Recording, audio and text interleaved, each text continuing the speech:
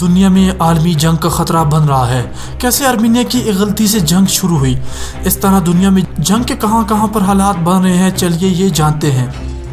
اسی سال امریکہ نے ایران کے جنرل سلیمانی کو مارا تھا۔ اس کے بعد دنیا کے مختلف حصوں میں جنگ کا آغاز ہوا۔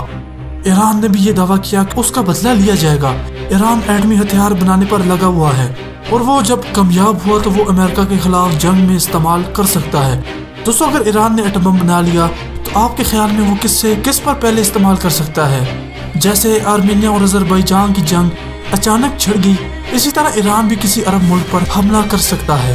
اسرائیل ایران کے بیچ بھی تناؤ چل رہا ہے۔ ایران ہمیشہ امریکہ کے جواب میں یہ کہتا ہے کہ وہ اسرائیل پر حملہ کر دے گا۔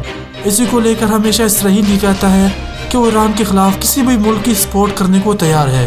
اس کے علاوہ دنیا میں ایٹمی جنگ کے خطرہ سب سے زیادہ ساؤتھ ایشیا میں ہے، جہاں پر انڈیا میں ہٹلر مودی کی پالیسیوں کو لے کر 3 ایٹمی ملک آمنے سامنے ہیں۔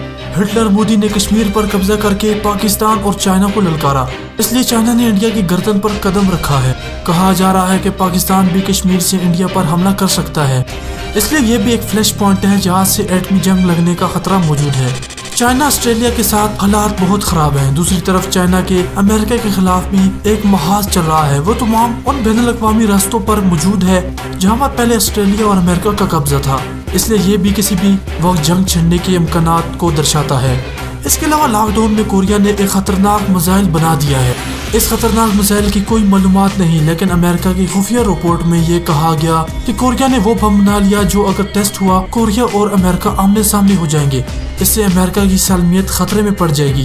یہ دنیا کا ایک فلیش پوائنٹ بن چکا ہے جہاں سے ورلڈ وار کا آغاز ہو سکتا ہے۔ یہ ساری جنگی صورتحال ایک آرمینیا اور دوسری بھارت کی وجہ سے ہو رہی ہے۔ ان دونوں ممالک کو اگر سیدھا رکھا جائے تو دنیا ایک بڑی جنگ سے بچ سکتی ہے۔ آپ کی کیا رائے ہے ہمیں ضرور بتائیے گا۔ ساتھ میں چینل کو سبسکرائب کر کے گھنٹی کے بٹن پر لازمی کلک کریں۔ ہمیں اجازت دیں۔ خدا حافظ۔